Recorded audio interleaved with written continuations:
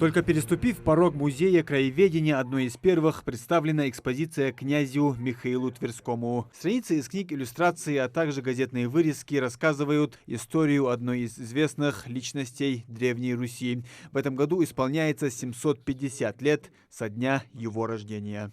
В экспозиции в память о Михаиле Тверском мы здесь разместили материал обширный, который был передан председателем общества Михаила Тверского.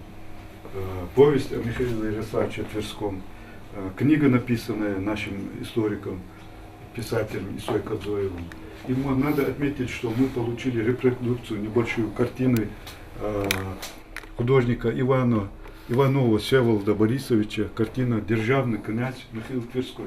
Для ингушей примечательны не столько факты из жизни князя, сколько подробностей его гибели. Предположительно, это произошло на территории нынешней Ингушетии, близ сельского поселения Средние Ачулуки. Немного истории. 14 век. Русь находится во власти татаро-монгольского ига. В 1317 году у деревни Бартенево Михаил Тверской вступил в бой с армией другого князя, московского Юрия. Ханы ига не были против распри между князьями, а иной раз даже поощряли это. В ходе сражения Михаилом было разбито войско врага, в числе которых оказалась и армия ханства. Князю Юрию удалось избежать плена, а его супруга Агафья, которая была сестрой хана Узбека, попала в плен, где впоследствии умерла. За это князь Михаил был вызван на ханский суд. В случае отказа явиться на суд из Орды пришла бы карательная армия. Князь предпочел сохранить жизнь своих подданных и добровольно отправился на казнь. На протяжении многих веков историки не могли дать ответ на вопрос, где принял смерть Михаил Тверской. И только в 2012 году председатель общества великого князя Михаила Тверского Георгий Пономарев в ходе исследования пришел к выводу, что князь погиб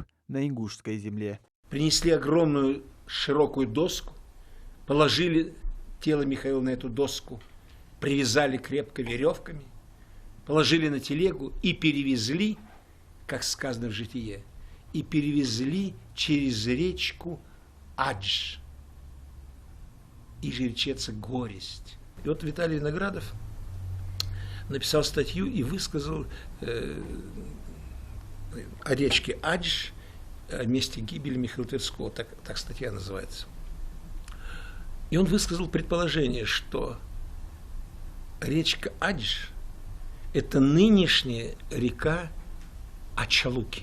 Еще один факт из последних дней жизни князя Михаила имеет непосредственное отношение к ингушам. Согласно мнению историков, все время, пока заключенный в кандалы князь ждал смерти, местные проводники Аланы готовили ему побег в горы. Михаил отказался бежать, его пытали, а потом казнили. И все это проходило в Средних Ачулуках у реки, где решили увековечить историческое событие. Тот регион, где конкретно произошла встреча Тверской, ну, скажем, делегации, которая сопровождала Михаила Тверского, на этой земле, и здесь они услышали это ингушское название реки.